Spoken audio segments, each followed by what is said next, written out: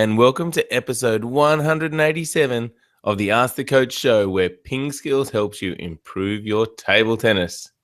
187 is the number of the California Penal Code section describing murder. Because of this, 187 has long been used by gangs throughout the United States as a synonym for murder. This usage has now passed into popular culture via gangster rap. It's the title of the film 187, and the ring name of TNS wrestler Nelson Arazo is Notorious 187. Well, as it's Wednesday, we're going to be talking about a drill of the week that you can implement in your training. In the questions, we discuss changing your grip for the pendulum serve, performing a fast reverse pendulum serve, and burying your serves. We'll also talk about improving your forehand topspin. I'm Jeff Plum, and as always, Super Coach Alois Rosario is here with me to answer your questions. Good morning, Alois. Morning, Jeff. And it's a very foggy day in Melbourne today. Yes, it is indeed. Wow. Did you like my little number fact about 187? It was actually interesting again, Jeff. A bit dark.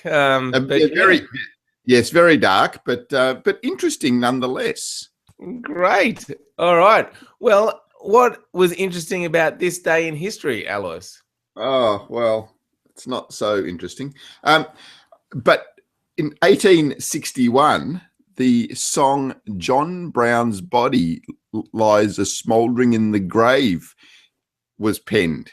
1861. Do you want me to sing a few bars? You know, John Brown's body lies a mouldering in the grave. John's Brown. Yeah, that's it. That's all I get. Wow. I mean, I have never heard that song, but it sounds like from the tune, it sounds really happy, but it sounds pretty dark as well. Yeah, exactly. Dark day. Anyway. Good tune. Yeah. Can you sing some more at the end of the show? Yeah, no worries. I'll just I need to warm up the vocal cords, Jeff. Excellent. All right, we'll finish the show with a few bars of, what is it? John Brown's Body. John Brown's Body. Excellent. All right. Everyone knows John Brown's Body. That's a must-see at the end of the show. Now, yesterday's PingSkills question of the day, Alois, was interesting. We asked, do you think Zhang Jike is finished and will he qualify for the Olympics? What did people think? Yes, well, there was a lot of discussion on this one and a lot of interesting discussion too. I suppose, a champion like Zhang Jike will always elicit some interesting responses. So where are we first? So Matt Salt said it would be an injustice. It would be an injustice if he's selected at this stage.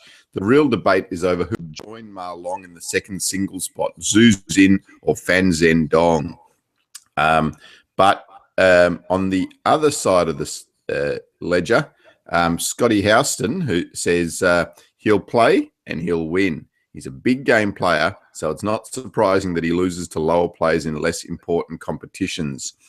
And Ryan Cronin, and I think has a bit of a balanced view here, says, to put it in context, these guys have done the same thing for thousands of hours since they were young children. There's got to be a point where they may think, what else could I be doing in my prime youth years aside from table tennis 7 days a week? It could be a case of being burnt out from the stress and repetition. Winning table tennis might not be what fires ZJK up anymore. Really interesting points, and I think very, very pertinent. When I see him play now, I just don't see the fire in his eyes anymore. And as Scotty said, he'll play and he'll win. I think if he can change things around mentally, if he can pick himself up one more time, then if he does qualify, I think he will do well. But there's the issue of, can they pick him? And as I forgot who said it now. Matt said, it would be an injustice because, I mean, imagine Fan Zhendong or Zhu Xin, who are playing, winning, especially Fan Zhendong.